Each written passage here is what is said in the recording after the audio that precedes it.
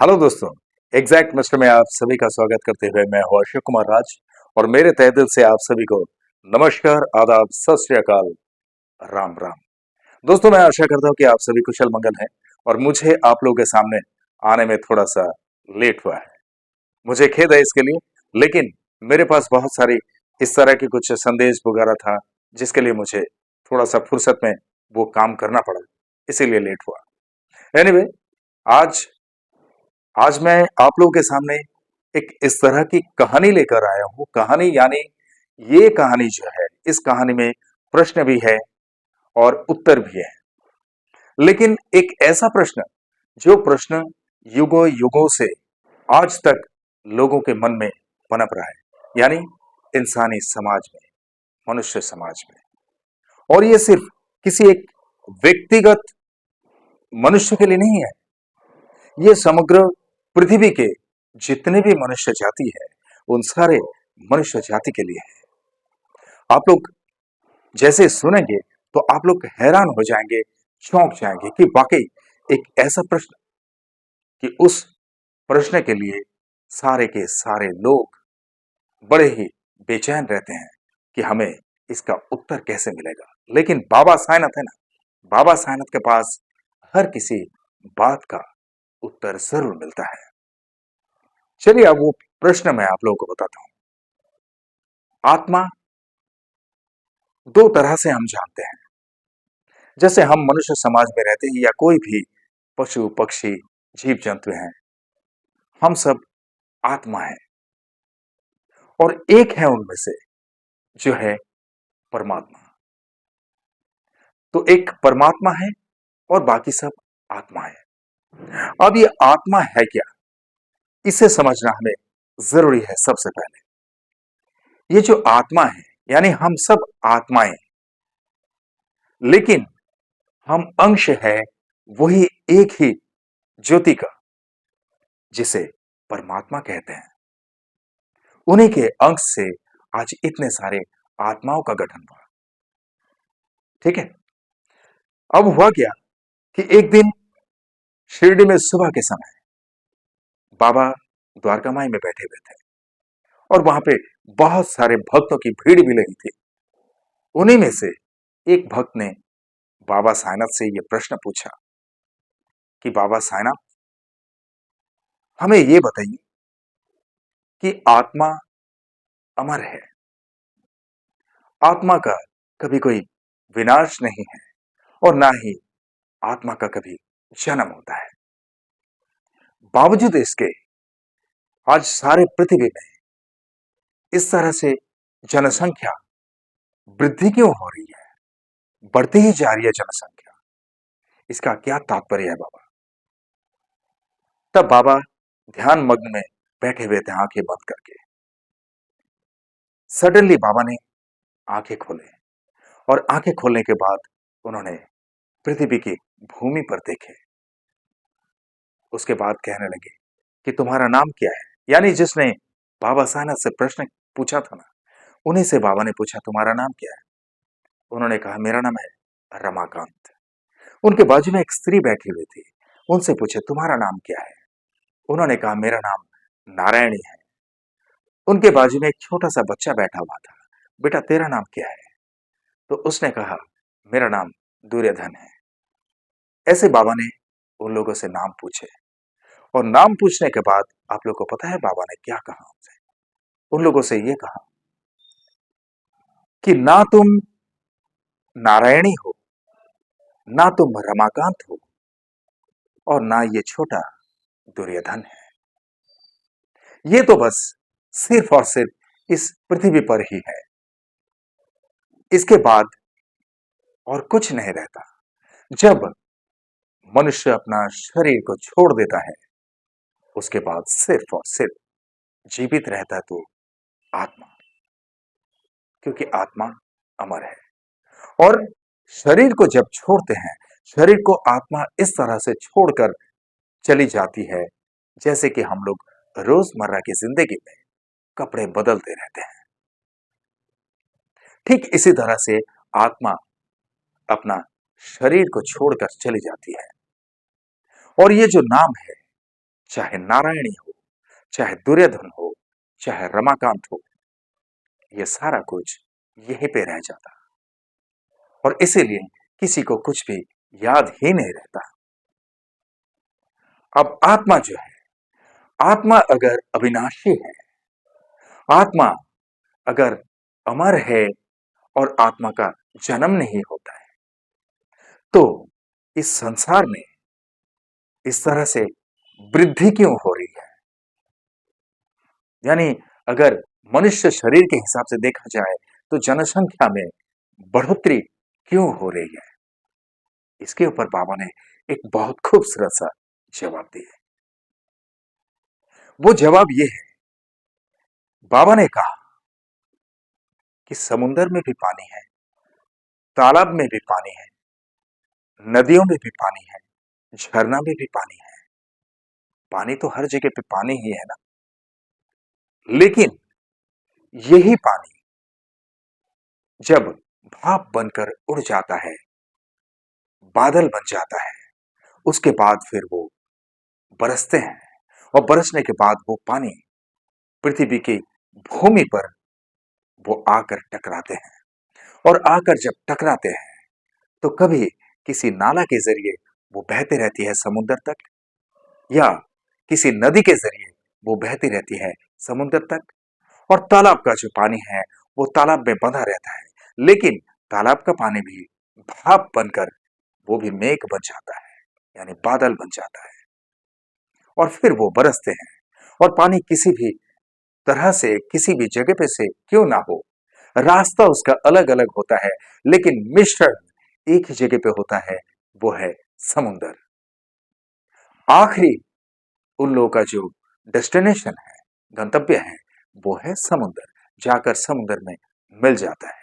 अब यहाँ पे बाबा ने एक प्रश्न पूछा भक्तों से, अब तुम लोग ये बताओ कि इस तरह की बातें सुनने के बाद तुम लोगों को क्या लग रहा है कि पानी की कुछ कमी हो गई है या पानी ज्यादा हो गया? अब इसके बारे में भक्तों के पास तो कोई जवाब है नहीं, लेकिन बाबा ने बड़े खूबसूरती से समझाया कि पानी जितना था उतना ही है। लेकिन बात यह होती है कि जब बरसना शुरू होता है, बरसते हुए जब इधर उधर पानी भर जाता है, कहीं पे लोग कहते हैं बाढ़ आ गया, लेकिन ऐसा कुछ नहीं है। पानी उतना ही है, लेकिन जब पानी इकट्ठे हो जाते हैं कहीं पे, पानी जब अपने आप को रोक नहीं पाते हैं, तब जो है वो इस तरह का एक रूप धारण कर लेता है, लेकिन आखिर में उसे जाकर समुद्र में ही मिलना पड़ता है। और ठीक इसी तरह से जनसंख्या में बढ़ोतरी कितनी भी क्यों ना हो, बावजूद इसके आत्मा स्थिर है, आत्मा अपने जगह पे है। अब अगर तुम लोग का प्रश्न ये है कि जितने जीव गुजर गए, जितने जीव अपना चोला को छोड़ दिए, चाहे मनुष्य अपना शरीर को छोड़ दिए, कोई पशु पक्षी ने भी अपने शरीर को छोड़कर जब चले जाते हैं, तो एक मनुष्य अपने शरीर को छोड़ दिए, यानी एक आत्मा रह गया। एक पक्षी अगर अपने शरीर को छोड़ दिया तो वहां पे एक आत्मा है, और एक कोई भी पशु अगर अपने शरीर को छोड़ दिया तो वो भी एक आत्मा।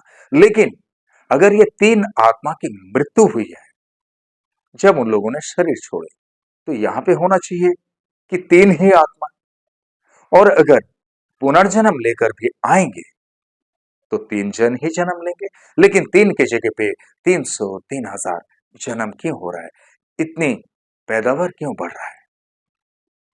तब बाबा ने कहा, यही तो खेल है परमात्मा का। ये खेल आज तक कोई तो समझ ही नहीं पाया है। परमात्मा क्या चाहते हैं? परमात्मा यही चाहते हैं कि जितने भी ज्यादा से ज्यादा हो सके वहां पे जन्म की बढ़ोतरी होती रहे। मनुष्य जन्म ले लेकर जो धरती पर आ रहे हैं, इतनी जनसंख्या की वृद्धि हो रही है, इसका कारण यह है, परमात्मा यह चाहते हैं कि सभी एक दूसरे से प्रेम पूर्वक रहे, एक दूसरे से हमेशा लगाव रखे। क्योंकि हमारी जो आत्मा है, वो आत्मा एक ही ज्योति का अंश है। अब यहाँ पे हम लोगों ने खुद ब खुद कोई नारायणी कहते हैं, कोई रमाकांत कहते हैं या कोई दुर्योधन कहते हैं, बस फर्क इतना ही है। तो दोस्तों, मैं आशा करता हूं कि आप लोगों ने भी बहुत अच्छी तरह से इस बात को समझे कि जनसंख्या में वृद्धि कितनी भी हो, इसका मतलब ये नहीं कि आत्माएं जितने अपने शरीर छोड़कर गए थे उतने ही गिनती में पृथ्वी पर आएंगे, इसका कोई मतलब नहीं है। क्योंकि जो परमात्मा बैठे हुए हैं, हम सभी उन परमात्मा का अंश है। और कभी भी उस परमात्मा का अंश अगर शरीर रूपी चोला पहनकर इस पृथ्वी पर आता है, इसका मतलब ये नहीं कि जितने आत्मा गए थे उससे ज्यादा कैसे हुआ। अरे, हम लोग भी उस परमात्मा का अंश है और उस परमात्मा के अंश में से और भी वो परमात्मा हमारे पृथ्वी पर इसी तरह से वृद्धि करते जा रहे हैं ताकि इन सारे लोगों में सद्बुद्धि मिले। क्योंकि बुद्धि तो उन्होंने पहले ही प्रदान कर दी है, पर लोग समझे तब ना कि आत्मा अगर अमर है और आत्मा का कोई जन्म नहीं होता, यानी ना तो उसका उत्पत्ति है ना अंत है, तो बावजूद इसके इस तरह से जनसंख्या में बढ़ोतरी क्यों हो रही है? तो ये सवाल का जवाब बाबा ने इतनी खूबसूरती से अपने भक्तों को दिया। अब इसी भक्तों की भीड़ में से एक और भक्त बाबा से एक प्रश्न पूछा, और वो भक्त जो है उसे गरुड़ पुराण के बारे में थोड़ी सी जानकारी थी। तो गरुड़ पुराण से एक प्रश्न उसने बाबा से जब पूछा तो बाबा कितनी खूबसूरती से ये जवाब दिया, आप लोग हैरान हो जाएंगे और आप लोगों के मन में भी ये प्रश्न जरूर कभी ना कभी तो उठता ही होगा, जिस प्रश्न का उत्तर आज बाबा के जरिए आप लोगों को मिल जाएगा कि बाबा कितनी खूबसूरती से समझाते हैं अपने बच्चों को। चलिए अब सुनाता हूं। उस भक्त ने बाबा से पूछा कि बाबा, आत्मा को कभी काटा नहीं जा सकता है, ये तो आप ही कहते ना। आत्मा को कभी जलाया नहीं जा सकता है, आत्मा को किसी तरह से प्रहार नहीं किया जा सकता है। लेकिन बाबा, गरुड़ पुराण में लिखा है कि आत्मा को यातनाएं दी जाती है उसके पाप और पुण्य का विचार के ऊपर, यानी जिस तरह का वो पाप किया हुआ है उस पाप के भागीदारी के हिसाब से उनको उसी तरह का यातनाएं दी जाती है नरक में। और हर एक पाप के अनुसार अलग अलग अलग अलग नरक भी बनाया गया है जहां पे कठिन से कठिन यातनाएं दी जाती है। तो आत्मा को अगर काटा नहीं जा सकता है, आत्मा को जलाया नहीं जा सकता है, आत्मा को किसी तरह से प्रहार नहीं किया जाता है, बावजूद इसके आत्मा को यातनाएं कैसे दी जाती है बाबा? अब बाबा थोड़ी देर मौन रहे, फिर बाबा ने मुस्कुराते हुए कहा कि बेटा, बहुत ही अहम प्रश्न तूने पूछा है, बहुत खूबसूरत प्रश्न है। ये प्रश्न भी आज तक युगों से चले आ रहे हैं और हर एक मनुष्य के मन में यही प्रश्न आता है कि हम अगर मनुष्य शरीर आत्मा के ऊपर चोला के हिसाब से पहने हुए हैं तो उस आत्मा को फिक्र किस बात की, किस बात की सजा उन्हें मिलती है? तब बाबा ने इस प्रश्न के ऊपर अब उत्तर देते हुए कह रहे हैं कि बहुत खूबसूरत बात है, आत्मा को कभी काटा नहीं जा सकता है, आत्मा को जलाया नहीं जा सकता है, आत्मा को किसी तरह से प्रहार नहीं किया जाता है। बावजूद इसके यातनाएं देने के लिए बहुत सारे नरक बने हुए हैं। अब बाबा कहते हैं कि तुम्हें यह पता है कि आत्मा को काटा नहीं जा सकता है, आत्मा को जलाया नहीं जा सकता है, आत्मा को प्रहार नहीं किया जाता है, लेकिन बच्चे इस बात का ध्यान रखो, जब परमात्मा हमें आत्मा के ऊपर इस शरीर रूपी वस्त्र को देकर पृथ्वी पर भेजते हैं ना, तो उसी आत्मा के ऊपर एक सूक्ष्म शरीर का चोला पहना कर भेजते हैं और उस सूक्ष्म शरीर के ऊपर होता है हमारा ये रक्त मांस का शरीर, जिसे हमें बदल कर जाना पड़ता है, चाहे वो कोई सा भी मनुष्य हो, चाहे वो अमीर हो या गरीब हो, कोई भी हो। अब बाबा समझाते हैं कि यातनाएं कैसे मिलती है आत्मा को। बाबा कहते हैं कि ये सूक्ष्म शरीर जो है, जो आत्मा के ऊपर एक चोला के रूप में रहता है, और वो तब तक रहता है जब तक कि एक आत्मा शरीर को त्यागने के बाद उसे मोक्ष ना मिल जाए। यानी कि जब तक आत्मा को मोक्ष नहीं मिलता है, तब तक के लिए वो सूक्ष्म शरीर उस आत्मा के चारों ओर रहता है। और वो सूक्ष्म शरीर है क्या? वो सूक्ष्म शरीर वही है जिसे हम मन कहते हैं, और जिस मन से हम पाप और पुण्य के बारे में सोच सकते हैं, समझ सकते हैं कि कौन सा पाप है और कौन सा पुण्य है, उसी को सूक्ष्म शरीर कहा जाता है।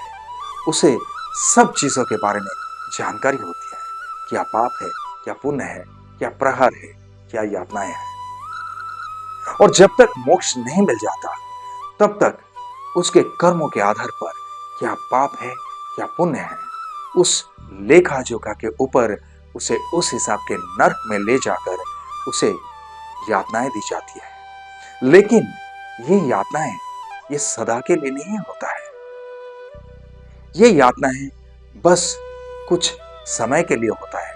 लेकिन जब ये यातनाएं दी जाती है, तो ये यातनाएं चलने तक बहुत ही दर्दनाक यातनाएं झेलना पड़ता है उस सूक्ष्म शरीर को। क्योंकि उस सूक्ष्म शरीर को पूरी तरह से फिल्मी पर्दे की तरह दिखाया जाता है कि क्या क्या तुमने धरती पर पाप किया है और क्या क्या तुमने पुण्य किया, और किस हिस्से की हिस्सेदारी या भागीदारी तुमने ज्यादा लेकर आए हो, या पाप का या पुण्य का। अगर पाप की भागीदारी ज्यादा है तो तुम्हें उस हिसाब से यातनाएं दी जाएगी, और यातनाएं तब तक दी जाएगी जब तक कि उस आत्मा की शुद्धिकरण नहीं होती है। क्योंकि हम उस परमात्मा के ज्योति हैं, और उस परमात्मा के ज्योति के स्वरूप हमें फिर से उस परमात्मा के पास ही वापस जाना पड़ता है। लेकिन परमात्मा को पता है कि ये आत्मा ने पाप भोगा है उसके सूक्ष्म शरीर के जरिए, यानी उसके मन के जरिए।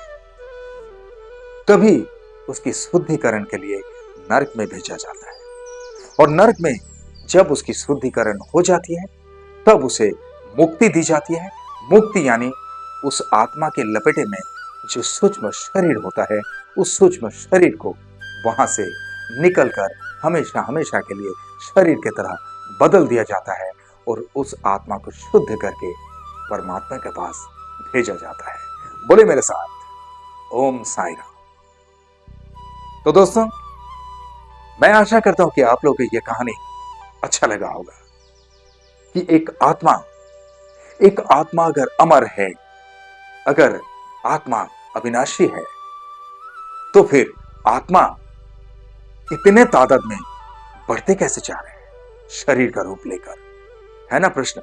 लेकिन इसका जवाब आप सबको मिल गया मेरे साथ साथ में, क्योंकि मुझे भी बड़ी खुशी हुई कि बाबा के जरिए इतनी खूबसूरत बातें हमें सुनने को मिला, जो कि पूरे ब्रह्मांड के अंदर सबसे एक भयानक प्रश्न है, सबसे एक अहम प्रश्न है, यही कि आत्मा अविनाशी है, आत्मा का कोई विनाश नहीं है, तो फिर आत्मा को यातनाएं कैसे।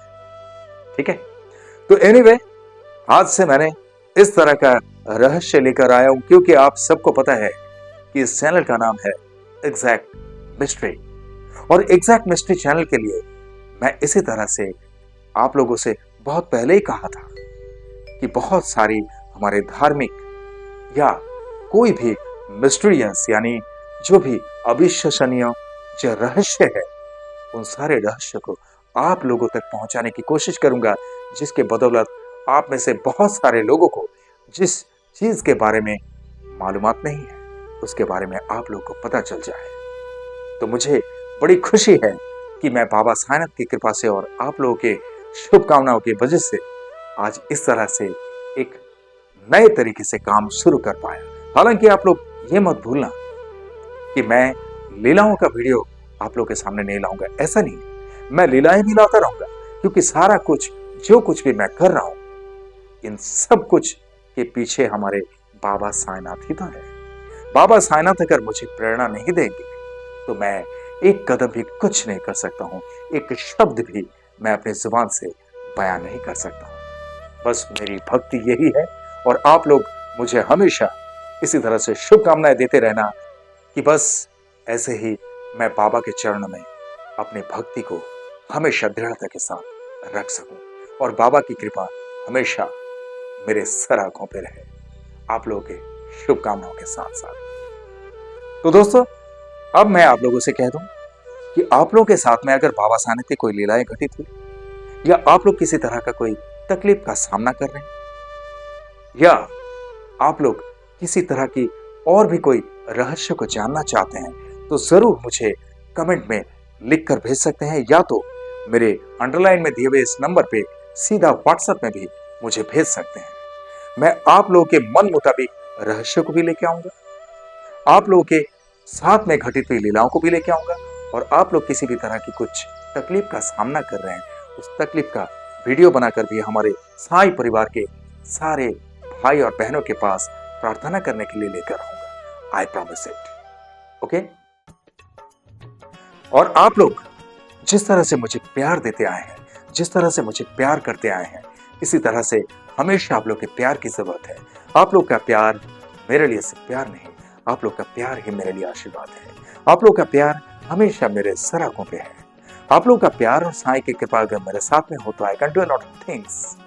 इसीलिए आप लोग के दिल में एक छोटी सी जगह जरूर रखना जहां पर अशोक कुमार राज वो एग्जैक्ट मिस्ट्री हमेशा के लिए रह सके। करेक्ट। और आप लोग जो भी इस चैनल में नए हैं, आप लोग इस चैनल को लाइक करें, शेयर करें, सब्सक्राइब करें एंड बेल आइकन को जरूर दबा दें ताकि एग्जैक्ट मिस्ट्री चैनल का हर एक वीडियो का नोटिफिकेशन आप लोगों तक सबसे पहले पहुंचे। और हाँ, थैंक्स बटन को या ज्वाइन बटन को जरूर दबा देना। और चलते चलते मैं इतना ही कहूंगा दोस्तों, बहुत ख्याल रखिए अपना। जिस तरह से आप लोग बाबा साईनाथ पर भक्ति रखते हैं, इसी तरह से बाबा साईनाथ हमेशा आप सब पर अपनी कृपा दृष्टि रखे, हमेशा आप सब पर अपनी कृपा बरसाते रहे। ये मेरे तहे दिल से आप सबके लिए शुभकामनाएं। और जिस तरह से इत्मीनान से आप लोगों ने ये वीडियो देखे, जिस तरह से अपना कीमती वक्त देकर ये वीडियो देखे, इसके लिए आप सभी को मेरे तहे दिल से बहुत बहुत धन्यवाद के साथ ओम साईं राम।